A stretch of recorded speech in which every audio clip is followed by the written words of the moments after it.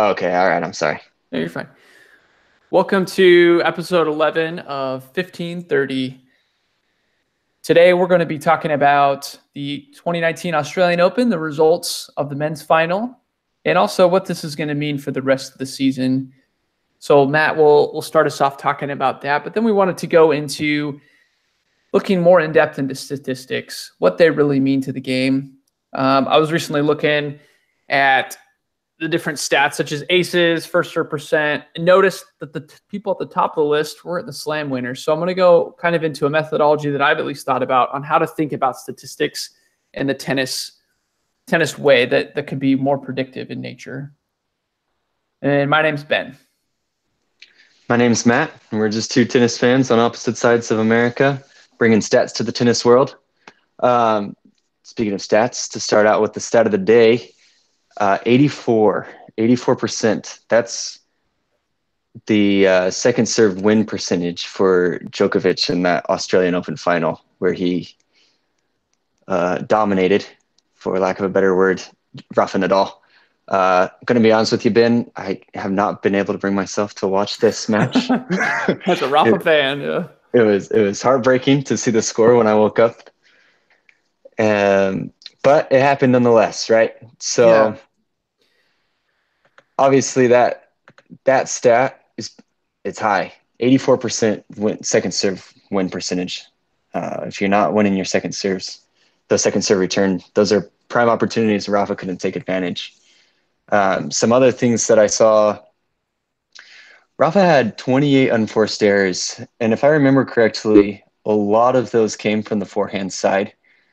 All tournament leading up to this final, Rafa's forehand was a huge part of his game, a huge part of the reason that he was playing so well. So I don't know if it was Joke's pressure. I don't know if it was just an off day or what, but Rafa was not hitting those forehands the way he had been in the rest of the tournament. So I think that played into it a little bit, kept him from really building up his confidence. Again, Joke had 34 winners to Rafa's 21. So you see just a cleaner game on Djokovic's side. So you give him credit for that. As much as I hate to, you got to give him respect for the way that he played this match. It was good. Definitely. Just kind of my thoughts. I thought I was only going to watch the first couple sets because I thought I was going to be in for a long one that night, and ended up being pretty straightforward, like you're saying. The biggest thing I was surprised, I wasn't necessarily shocked that Joke won. It was the manner that he won in, not only on the set scores. I was expecting much tighter sets, 7-5, 7-6. Instead, we had 6-3 and even some double break. I think a double break set there, 6-2. But I guess going to the numbers, looking at Nadal's numbers this year, the 2019 Aussie Open, serving much, much better than we've seen him. He kind of changed his serve a little bit, adding some more miles per hour to that serve. Nadal is getting broken at a much, much less pace. In fact, he's held 93% of his service games. So that was shocking to see the ease that Joke was breaking. But then, again, going back to the stat of the day, right? 84% second serve points won. That's where Nadal's been one of the best in the game. Second serve returning, him and Djokovic, I guess, basically. And so I looked at the numbers. I'm like, wait, was this just a one match that he was bad, or was he not really up to par the whole tournament? And that's not the case. He's actually 5% better second serve points won over his career. So, in fact, he'd been dominating all tournament just against Djokovic. And I think it was a combination, like you're saying, the forehand wasn't there. Sometimes when he can hook those forehands where he's out of the court and he can hook them up the line, and you're like, man, if he has that shot, he can kind of turn that defense to offense. So he wasn't hitting that shot. But I think mostly it wasn't necessarily him being off. It's just Joke was hitting the ball too clean, too big. Even when Nadal would hit a big shot, Joke could hit another shot off that or go defense to offense very fast. So he was hitting winners. It reminded me of when Federer played Djokovic at the Australian Open in the semifinals, 2016. Federer was not playing bad at all, but he was getting blown off the court. He lost the first two sets in a similar fashion to Nadal, 1 or 2 breaks. And then he did actually come back to win the third set, but he had to come to net a bunch to rush. And then he lost the fourth set. So it reminded me of that. Djokovic was just hitting too big, just one shot better, right? Just like had a little bit more control of the rally, but it was a bummer to see Nadal fail in the manner that he did. Yeah. I mean, one break point chance. One chance. Right. I think that came like in garbage time. It was later. Yeah, exactly. It was very late. Yeah. Yeah, brutal. That's a good point. Well, I guess now we have the first major behind us, so we kind of want to dissect the statistics moving forward, but didn't know, I guess, like a great way to look at them. Like I was saying, just simply looking at those serve leaders or even the return leaders wasn't really telling me a lot. So I started thinking about stats and reading a little bit more. So I know commentators, right? Commentators love to talk about stats, and even breaking down the Djokovic Nadal. You're like, oh, it's very simple, right? Djokovic had more winners than Nadal. He had greater second serve points won. So it's pretty easy when you look at it when you're comparing, but kind of going into a match, sometimes it's hard to know who has the upper hand, even if they keep playing at the same rate. So talking about the players, a lot of the players say they don't care. Federer said that in the past. He says he's more of a results guy. Raonic was asked actually at the Australian Open this year. He says he does use stats, but it's more to help him know, okay, these are things I need to work on, but not necessarily, he doesn't necessarily use them in matches, I guess, to kind of guide his decisions. It's more for a practice thing, which I still think is a good idea. So overall, I am definitely bullish on stats. I think that they provide a lot in the game, and they're going to continue to become more valuable, but they have their limitations. I think we have to recognize that. So kind of getting into some numbers here, right? A lot of times we like to set benchmarks like, and I've said this before on the show, well, 55% second serve points won is a pretty good target. Above that, you'll probably win. Below that, it's going to be tougher. But we have to be careful with setting those kind of arbitrary benchmarks because they're not going to be the same player to player. A great example is looking at Nadal's serving numbers versus Isner's over their career. Isner aces opponents about 20% of the time. Nadal's ace rate is about 4%, right? So you look at, that's a pretty big difference. Isner is going to hold a little bit more than Nadal at 92% of his games, but Nadal's is still an 86% win on his service games rate. So that's still a vast majority of the time for both players, but they both go about it such different ways, right? Isner's looking for the big serves. Nadal is more looking to construct the point to gain the advantage off the bat. So when you look at the numbers, you wouldn't think, oh, Nadal's going to dominate slams until you look on the return side of the game. You look at everything holistically. So I kind of want to give a couple examples. One is a physics example. So with nuclear fission, you're going to produce a bunch of different radioactive nuclides. Basically, what that means is different elements and then also different isotopes of those elements. Ton of different combination. They've been able to do an experimental determined percent breakdown of each element produced by fission. And the result is a fission yields curve. You can look it up on Google. It's basically like a McDonald's graph. It's like two humps. The x-axis is atomic mass. Y% is the mass percent. So without getting too technical, basically, if you want to confirm that nuclear fission is occurring by taking samples, you only need to measure maybe a couple isotopes, maybe 2 or 3 to get kind of the start of that curve.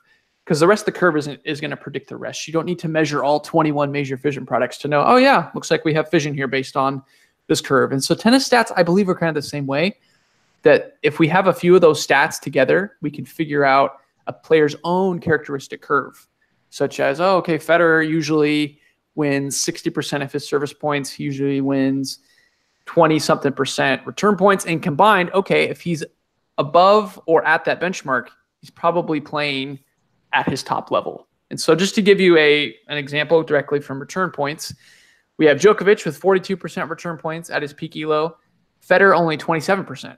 But that was in the year 2017. He still won 2 slams. So both of these return numbers are quote unquote good relative to the different player and their playing styles. But Matt, any comments on this methodology? No, I think it's a good point. You can't just look at one thing, like you said. So I would agree with you.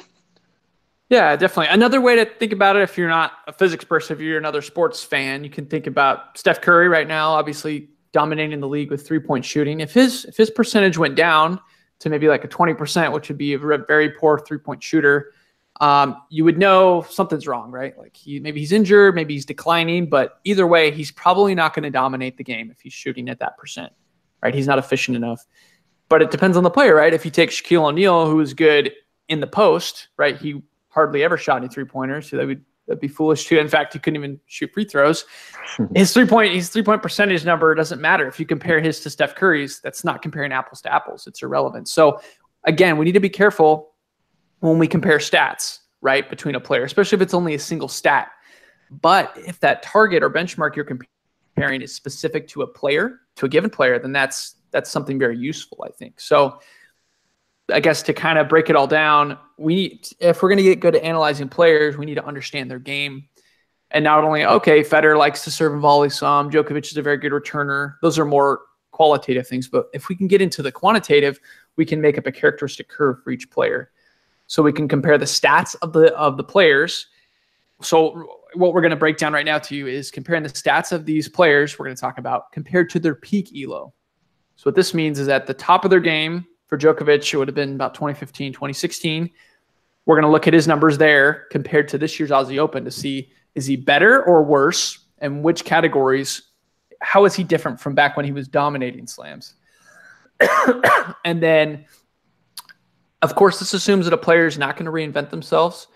For example, for Federer, we're not going to use Federer's peak ELO of 2007 because he's so much older. His game has evolved so much more. He's a much better server. He's a worse returner.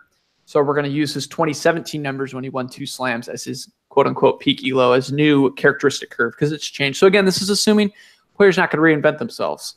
For young players, it's harder because they might not have figured out their winning formula, right? Their characteristic curve might not be developed yet because they haven't won slams yet. Stan is a great example. A lot of people thought the 2014 Australian Open win over Nadal and Djokovic before that was kind of a fluky thing. Maybe he just got hot and then he won't really do it again. But he ended up winning 2 other slams, 2 additional slams and numerous other tournaments. So it's kind of shown he found that winning formula. Now, obviously right now he's injured, but I think he found that characteristic formula or that curve. He just needs to go back to it. Maybe one like Cilic where he's only done it once. Yeah, maybe there's some merit to that, but that's kind of my hypothesis. So we'll go ahead and talk about these different players and again compare their numbers to see how they're doing, and kind of we can maybe use as a predictive thing for the rest of the season. So what do we got for? Do you have Nadal's numbers there, Matt? Not yet. Okay, you should start with Djokovic, and then I will start with Djokovic.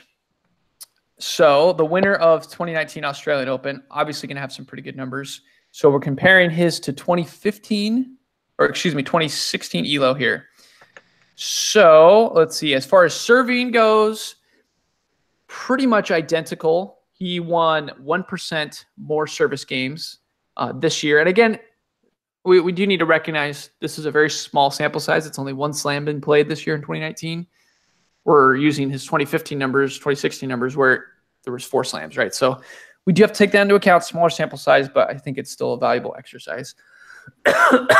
So he won 1% more service games this year than he did in his peak. He saved 8% fewer break points, though, to his peak. So that could be something, I guess, Djokovic's looking at the numbers. Why is that different? Maybe improve on that. All his other numbers, pretty similar. First serve percent, ace numbers are about where Djokovic would have them be at to win slams. The return is interesting, though. He's significantly better.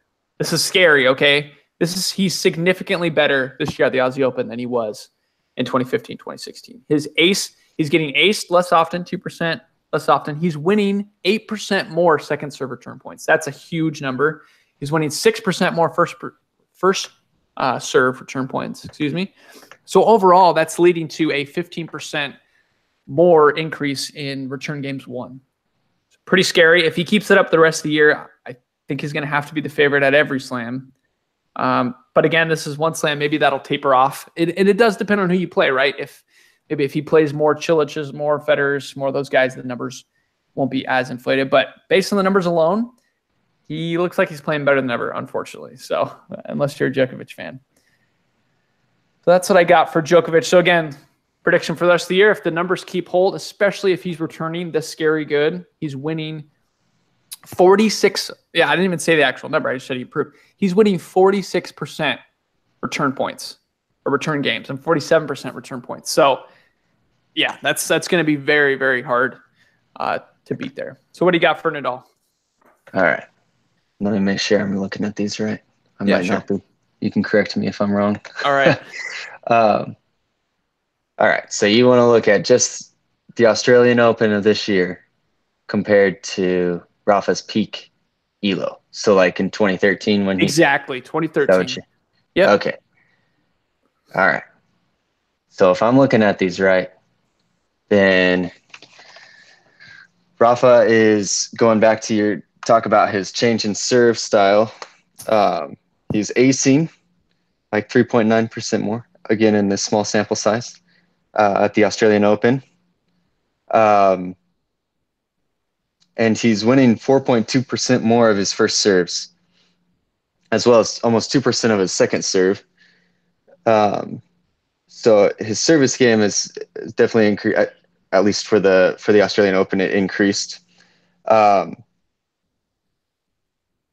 He did worse on his first serve returns. So when his opponents got their first serve in, he lost the 0.3% more than at his peak elo.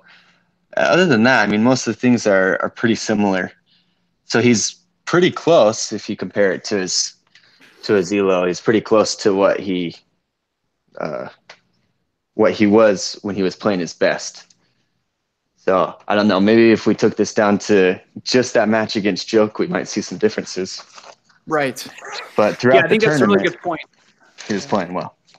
Right. And I think you bring up a good point. Okay, there's a few variances here and there, right? You got a little bit better on serve, but really the curves are probably almost identical, at least especially from a statistical analysis perspective and error analysis. So I think he probably, especially based on the way he was beating people, he probably was good enough to win that tournament if Djokovic didn't make the final, right? So I think for Nadal, like you're saying, number-wise, looking good. And for Wimbledon, where the serve matters a little bit more, maybe if he keeps that good serve, maybe that'll increase his chances at Wimbledon. But again, he'll probably have to be a favorite at the French if he continues to play the way he does. Yeah, I'd agree with that. Excellent, yeah.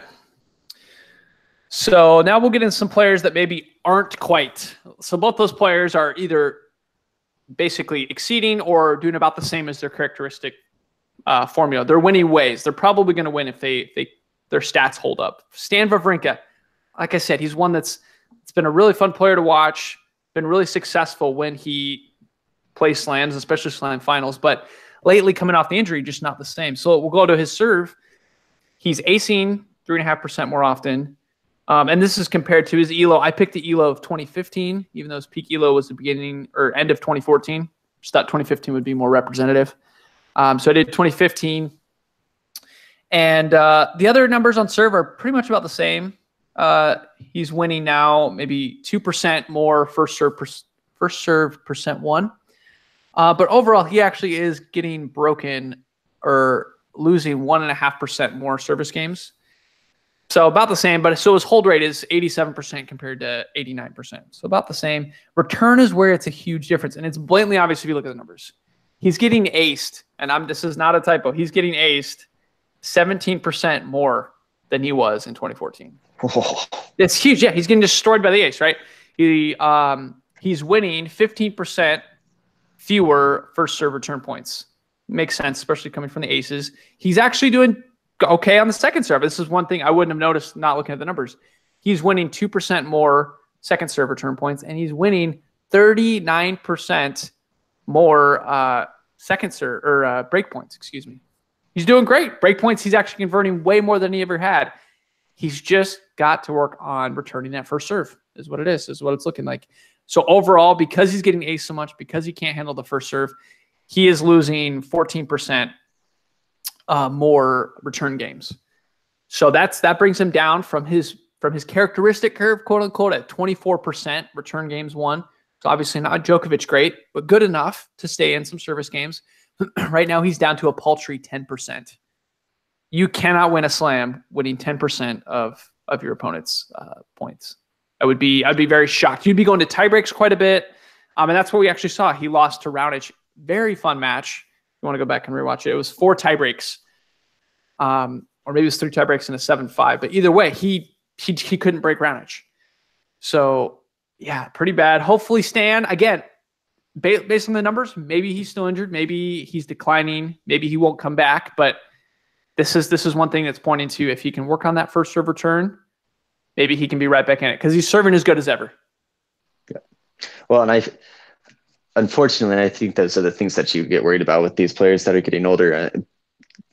you lose that first step a little bit more. Mm-hmm. And so I think that translates into those return possibilities. And hopefully that's not what we're seeing with Wawrinka. Hopefully he's just working on that injury comeback. But yeah, and I just read recently he said he's feeling much better on the court. He had a 3-set loss to Kopel, who won, I can't remember which tournament in Europe, but he was the defending champ from last year. So he's not doing that bad. But like you're saying, he's not doing good enough, and maybe he is declining. It's hard to say because obviously, like you're saying, you're not going to decline in your serve first, probably. It's going to be most likely the first step, the reaction time, the quickness on returning. And so, again, it's going to kind of be the same story with Roger. He seemed like he was playing a pretty good Australian Open until that loss to Tsitsipas, but the numbers are kind of going to show otherwise. He was really, really good on serve, and I mean scary good on serve. Again, I didn't pick his 2007 ELO because he won a lot fewer service games back then, but won way more. He broke a lot more back then. So I'm saying his 2017 kind of his reinvention of himself, winning those couple slams. It's how he's been playing more aggressive. So compared to 2017, he won 90% service games. That is incredible. The Australian Open this year, 97% of service games. Incredible. That's a ridiculous amount of service games won. That's crazy. Yeah, and actually break points saved. You know, people, whatever, Tsitsipas broke him in that one set. Break points is about the same that he saved in 2017. He's actually winning more first serve percent won and more second serve percent won. So 4% more first serve and 5% more second serve. That's pretty significant. So he's dominating on serve. The serve is not the problem. Again, Federer being 37, right? It's the quickness. It's the steps on the return. He's winning 12 and a half fewer return games percent-wise. So he's down from his characteristic curve for his winning formula of 27% down to 14.7%, difference of 12 and a half. So again, he's close to that 10% of stand. 14 or 15% basically is not going to get it done. You're not going to be in enough service games. That was the problem with Tsitsipas, right? He kept going to these tie breaks. He only won one of them. The other ones he lost. He's got to get in more on these people's return games. Kind of breaking it down, it looks like second serve return point is actually worse than first, which is shocking to me. I thought first serve would be worse. He's winning 5% fewer first serve return points and 8% fewer second serve return points. So I think he'd be frustrated at the second serve return points. And that's leading to him winning 16% fewer break points won. Again, small sample size. He really struggled. He had a lot of break points against Tsitsipas, couldn't convert. But I'm saying is if this is going to be the trend the rest of the year, Federer is not winning the slam this year. He could go deep into majors based on his serve, but he could lose in a close tiebreak match like this. So yeah, that's what I have to say about Roger. Again, hope he's not actually secretly injured or something that's causing him to move worse on return. And I hope it's not his decline. But again, small sample size, he's going to need to improve. We'll see how he does. He really likes to gear up for Indian Wells and Miami, Dubai even, and then we'll see if he plays clay, but Wimbledon, I think, will be his next best shot to win a slam this year. Any thoughts on Federer? No, it will be interesting to see what happens, what goes down. We'll see. That's what we love about sports. You never know, right? Until you watch it. That's why we love sports. That's why they play the game, right? I think you're right. Indian Wells and Miami, right? Miami follows that. Yep. He loves those two tournaments. He always does well there. So it'll be good to see him play there and see how he does. Right. I think that'll say a lot about going forward. So. Yeah, he won the Sunshine Doubles, what they call it, at Indian Wells and Miami in 2017. He made the final last year of Indian Wells, but he had 2 match points against Delpo, and Delpo beat him. In fact, recently he reflected on his 2018 season and said, I think that was a turning point. Me losing to Delpo is what he was kind of saying. So it'll be interesting if he can even make the final again, Indian Wells. I think Joke would probably be the favorite, but Federer has won a ton of those matches. I'm excited. I'll be in Indian Wells as well, so hopefully I'll get to watch Federer this year. I know, yeah. And then Miami, we'll see. Last year he lost in the first round, so he's going to want to go further. He lost to Kokkinakis in a pretty shocking match, so cut his season short a little bit because then he didn't play the whole clay court. So it was basically from like beginning of March, he didn't play again until right before Wimbledon. So last year was a weird season for Fed. Yeah. Okay, and then the player that obviously we should be talking about, he made his first Grand Slam semifinal. Made a semifinal before Alexander Zverev, even Stefano Tsitsipas. So we'll look at his numbers. And it's tricky because I don't really want to use his career ELO rating because that's now. So I'm comparing his Australian Open campaign this year to his career Grand Slam matches. Because he's been a pretty good Grand Slam player, even though he hadn't made a slam before. Or slam semifinal before. So we'll go ahead and look at his numbers here. So his serve numbers, definitely better than previous slams. So he won 4% more service games. So he's winning about 89% compared to 85%. So that's pretty excellent.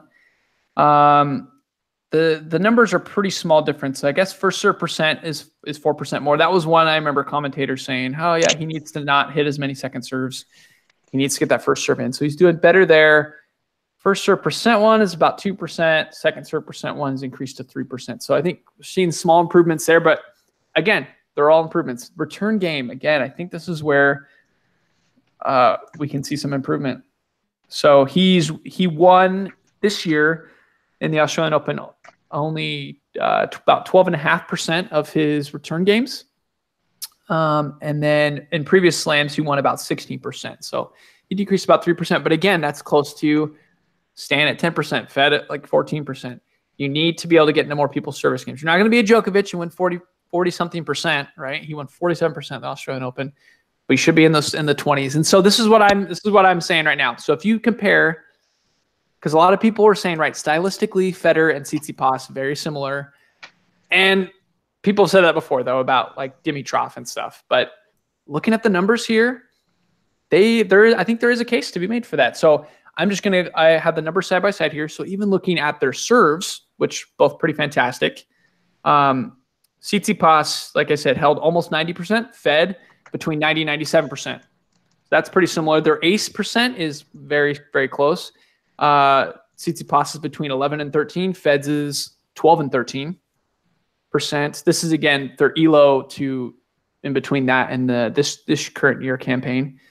Double faults is about the 2% mark. First serve percent is at 63%. Of course, Tsitsipas was low before he improved it, but where it is now to where it is with Rogers, very, very close. Exactly 63 on both. First serve percentage 178 for Tsitsipas, a little bit low. Feds is between 80 and 83, but still very close. Second serve percent 1 for Tsitsipas, anywhere between 54 and 57. And Feds is 59 and 64. So Fed, that is one definite difference. Fed is better on that second serve. But yeah, all the other points are very, very similar. And then looking at the return game, again, that's something they both need to improve on. Fed won 15% of return games, Tsitsipas 13%. So if I'm just going to go ahead and make a prediction here or say how, if Tsitsipas is going to win a Grand Slam, he needs to improve his return game. If his game is anything like Rogers, which from the numbers it sure looks like it, and stylistically as well, he's going to need to win close to 27% of his return games. So he's going to need to increase that by 15%, quite a bit. But that's what Roger needed to do in order to play this game style and win 2 slams in 2017. So that's my prediction. Stan, Roger, and Tsitsipas. There's some good news. You're within striking distance. But the bad news is you need to improve on the return game. I think that's the moral of the story here. Yeah, absolutely. Yeah, you can't win a match if you don't have a return game. For my own thoughts, it's interesting because we're sitting here quantifying these curves for each player, right? So each player has different statistics that we think are kind of keys for them. And it's just interesting to see how well. So everybody has these different styles. Yeah. That we're trying to quantify. So the question is, do certain styles play better against other styles? And if that's the case, if you're an up and comer and you're saying, well, I've got to knock out these big 3, big 4 because they're not going anywhere. So at that point, do you look at what they're doing and say, okay, well, if I can get if I can get A, B, and C, if I can get second serve return points and first serve percentage,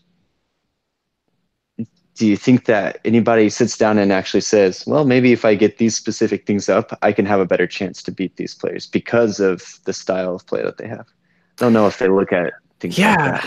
That's a good question. I think probably stylistically maybe they do, but I don't know, again, like if they look at the numbers.